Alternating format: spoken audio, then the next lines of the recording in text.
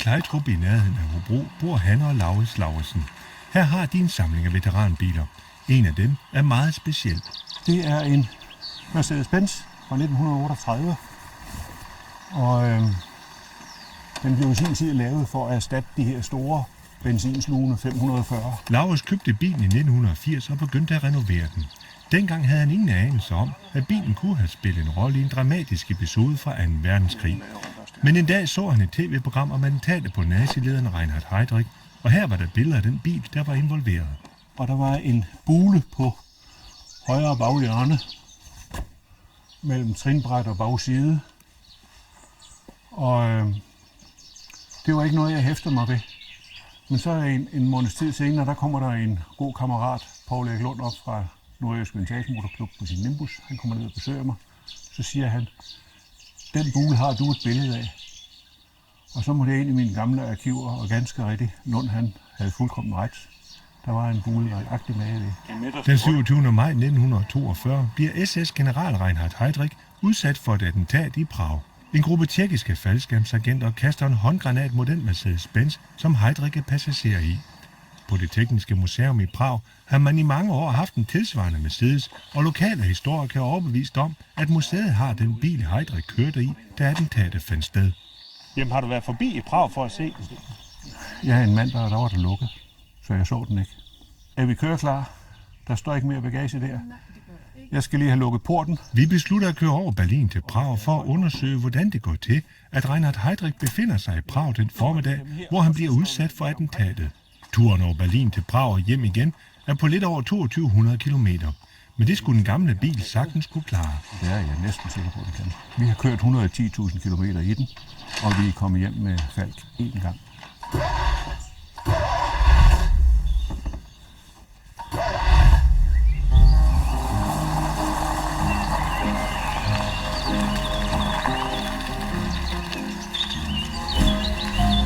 Laurits blev færdig med at restaurere bilen i 1991. Siden da har han og Laurits kørt næsten 110.000 kilometer i den.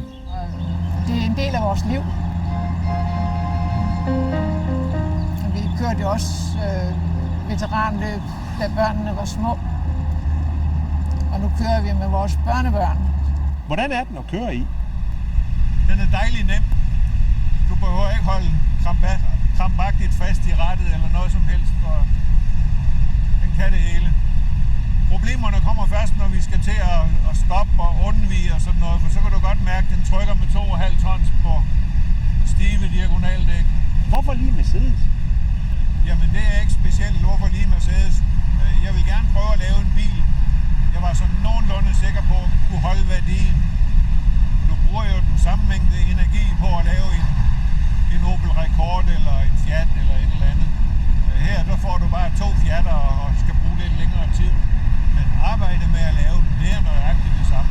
På vej mod grænsen opstår der dog et problem. Fik den ikke mislykket? Olietrykket i motoren falder. Normalt står viseren på knap 3, men nu er den pludselig faldet til under 2. Laurits har et bud på, hvad der kan være galt. Inden turen lavede han nye lejer til plejstængerne i motoren. Der er et eller andet, der kan tyde på, at det er gjort lige stramt nok. Det er ikke noget, vi kan gøre noget ved nu og her. Hvis vi begynder at råde med det vil tage en uges tid. Men vi har en lille chance ved at sætte farten ned, for så varmer vi ikke så hårdt på krumtappen. Hvis vi holder det der olietryk, så fortsætter vi. Alligevel holder vi ind og kigger til motoren. Der er ikke noget at se. Jeg har den der lammer, det plejer den. Jamen, jeg synes, at motoren har et andet tråd, det kan der ikke lide. Ja, den har så. Den får fred, og jeg får ro. Der er ikke noget galt. Vi når Berlin. Skal vi ikke gå ind og få en kop kaffe, Hanne? Det vil være godt. Og så kan den her lige få lov at køle af lidt. Som altid, når han og Laurits holder stille, kommer der nogen, der vil kigge på bilen og snakke. Men jeg har motorproblemer. Jeg lavede den lige inden vi skulle afsted. Det skulle jeg aldrig have gjort. Er det rigtigt? Ja, det er rigtigt. Han og Laurits fortsætter, men det gør problemerne også. Men fortsætter du sådan her, så skal vi nok nå til Berlin. Om et par dage. På en resteplads forsøger Laurits at få fat i noget til at hælde i olien, som måske kan hjælpe på de varme lejre. Laurits, Hvad siger de? fik du, hvad du søgte? Nej, det gjorde jeg ikke. Men den slags er ikke længere standardvarer på tankstationerne. Og nu prøver jeg at give den lidt mere benzin. Og så ved jeg ikke, om jeg skal stille den op, så den står lidt højere i tændingen. Det vil også mindske varmen. Men i hvert fald, jeg giver den lidt mere benzin, og så ser vi, om det hjælper. Igen kommer der tilskuere, og de er ikke altid Hannes kop te. Men jeg kan blive træt af det, fordi det tager for lang tid for os at stå og snakke med dem. Nogle gange, der tænker jeg, nej, nu holder vi. Men det kommer altid folk, der gerne vil snakke. Jamen er folk ikke søde nok? Jo, de er. De er. De tænker ikke på, at jeg gerne vil hjem nu. En hurtig justering, og Hanne og Laurits kører videre. Det lyder slet ikke godt. Vi prøver. Laurits sænker farten yderligere, og det hjælper. Hvis vi holder den her hastighed, så kan vi godt gennemføre.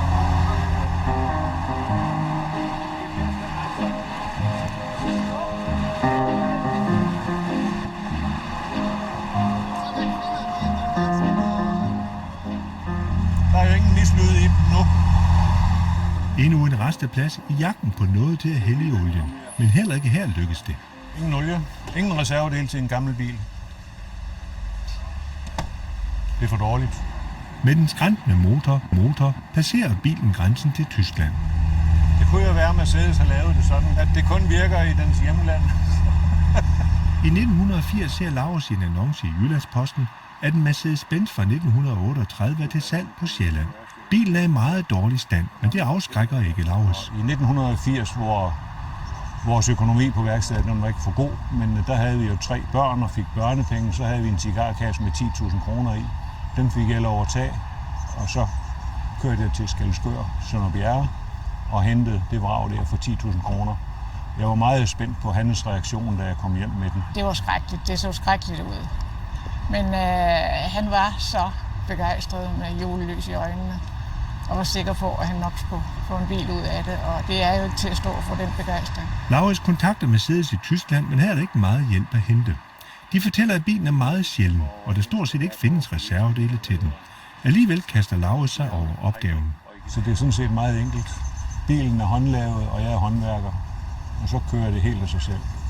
Der er bare noget, der tager mere tid end andet. Og der var der også mange sure timer, da jeg gik i gang med den, for jeg troede ikke, den var så sjælden, som den vitterlig var. Der havde det også sket, at jeg havde sat et bagsæde i den for en Volvo Amazon. Og når så jeg ikke kunne finde reservedele, og jeg synes ikke, jeg kunne komme længere, og familien drillede, og økonomien var dårlig og alt muligt, så sad jeg med tårer i øjnene inde på bagsædet af min kommende Mercedes. Den 15. i 5. 1991. Ja. Og der viste speedometeret 61.024 kilometer. Ja. Efter 11 år er bilen færdig restaureret. Laurits regner selv med, at han har brugt omkring 6.500 timer på bilen. Jeg har ikke været i tvivl om, at han kunne gøre det. Det har jeg ikke. Når du så kigger nu, så kørt næsten 110.000 km i den. Har det været det værd? Ja. Det har det. Det er utrolig mange oplevelser, vi har fået af, og det kan ikke gøres op i penge, hvor meget glæde vi har haft af dem. Det er det vigtigste møde, vi har skulle være til med den gamle Mercedes. Ja, det er jo absolut. Absolut det vigtigste møde, ja. Og vi vil gerne have afklaret, om den er med i historien om Heydrich, og hvordan. Det vil vi meget, meget gerne. Det er spændende for os at få det. Men Mercedesen vil ikke mere. På en resteplads syd for Kiel slutter dens rejse. Så jeg tror simpelthen, der er gået hul herinde bag ved starteren. Beklager. Kaput. Jamen, den har kørt plejlstangsleje ud. Så det ene plejleje, det banker voldsomt. Og jeg tror, det er hen på nummer 5 eller 6. Det er på nummer 6, det er galt. Men det er trist. Der er ikke andet for en ringe til vejhjælp Har du ikke din mobil derovre? Jo, jeg har så. og få sin bil hjem til Klejstrup igen. Jeg holder nede i Neumünster Syd i Tyskland med A2374, og jeg har en motor, der er blevet defekt.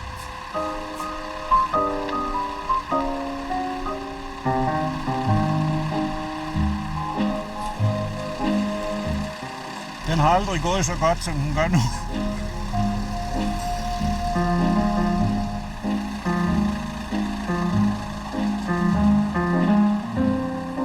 rart, om man havde en bil, så man kunne komme til Berlin. Hanne og Laurits ankommer til Wannsee-museet i udkanten af Berlin. I går må de tage afsked med deres gamle Mercedes, fordi motoren gik i stykker. Du er med? Resten af turen skal nu foregå i tv-bilen.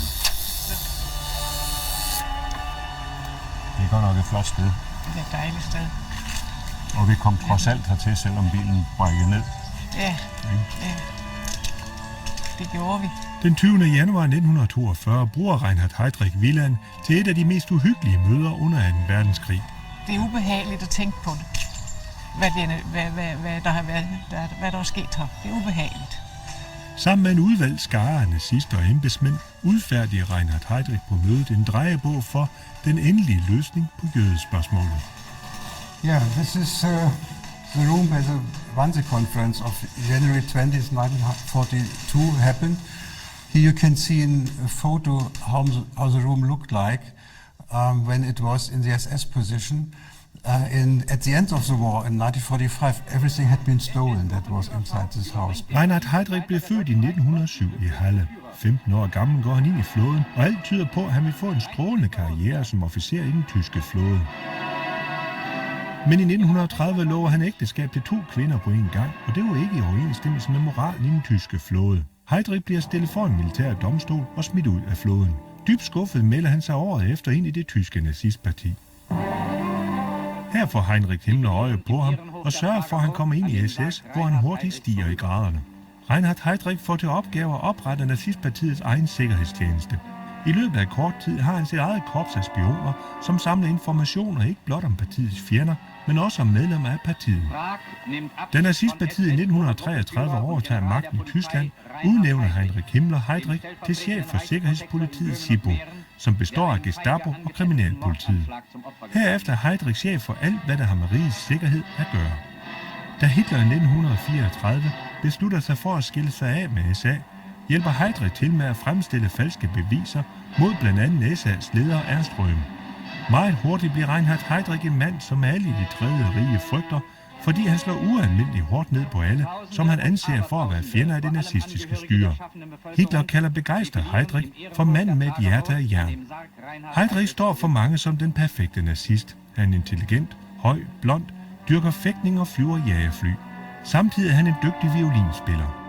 Karrieren som jagerpilot bliver dog indstillet efter Heydrich i slutningen af 1941 bliver skudt ned bag fjendens linjer i Rusland. Det lykkes Heydrich at undgå russerne, men Hitler forbyder ham at flyve mere, fordi han er alt for værdifuld til at miste ved en tilfældig ulykke. I september 1941 udnævner Hitler Heydrich til statholder over det område, der i dag er Tjekkiet. Så i slutningen af 1941 står Reinhard Heydrich på toppen af sin karriere. Nu mangler han bare at vise de andre i partiet, at det er ham alene, der står for udryddelsen af jøderne. Derfor indkalder han dem til en konference i villaen ved søen Wannsee. Für Heydrich war wichtig, nun zu dokumentieren, ist jetzt nur noch zuständig für alles, was mit den Juden zusammenhängt. Wannsee-konferencen bruges til at afklare, hvor mange jøder der er i Europa, og i hvilken rækkefølge de skal fjernes. Und der Vertreter des Generalgouvernements, also der deutschen Regierung in Polen, der hat gebeten, weil Heydrich doch anfangs sagt, Europa wird von West nach Ost durchgekämmt und alle Juden nach dem Osten deportiert. Und da sagt er schlägt stattdessen vor, dass man erst die polnischen Juden umbringt. Da gäbe es kein Transportproblem und sie hätten außerdem so viele da, die sie loswerden wollen. Also solche makabren Diskussionen hat es gegeben. Da konferencen er slut, begynder udryddelsen af jøderne i Europa for alvor. Mit der Wannsee-Konferenz ist der bereits stattfindende Massenmord in Osteuropa zum systematischen Völkermord für ganz Europa geworden.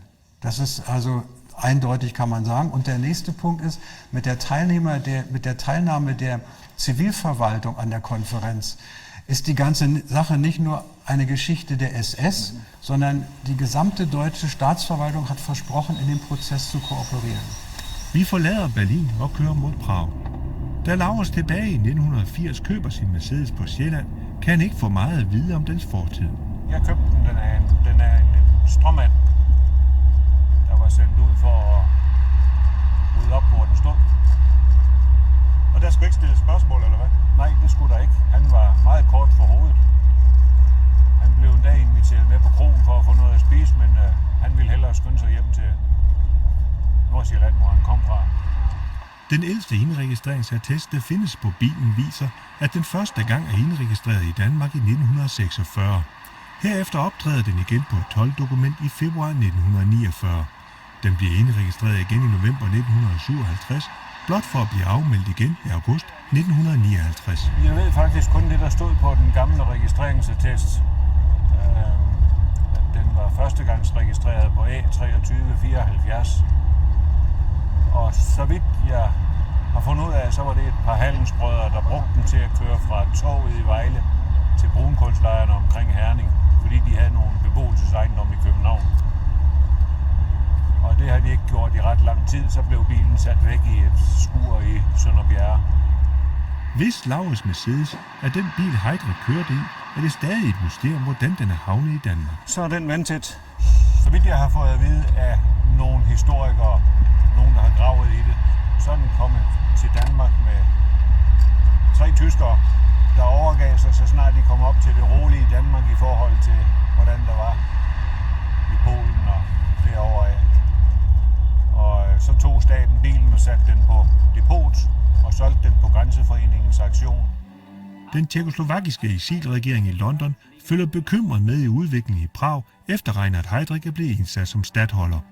I løbet af de første 3 dage i embedet henretter han 92 mistænkte modstandsfolk, så i løbet af kort tid ligger modstandsbevægelsen i ruiner. I London beslutter eksilregeringen, at noget måtte gøres, og de kommer frem til, at Reinhard Heydrich skal myrdes. Blandt de tjekkoslovakiske styrker, der kæmper i den britiske hær, udvælger de 2 mand til opgaven, Jan Kubiš og Josef Gabčík. Den 28. december 1941 bliver de kastet ned med faldskærm over det besatte Tjekkoslovakiet. De får kontakt med resterne af modstandsbevægelsen og kommer til Prag. Her gemmer de sig, mens de planlægger attentatet. På trods af Hitlers advarsler har Heydrich det for vane at køre rundt i Prags gader i en åben, upansret Mercedes, fuldstændig overbevist om, at ingen tør at røre ham. For faldskærmsagenterne er det alle tiders chance. Nu venter de bare på det helt rigtige tidspunkt, hvor de kan slå til og dræbe Reinhard Heydrich.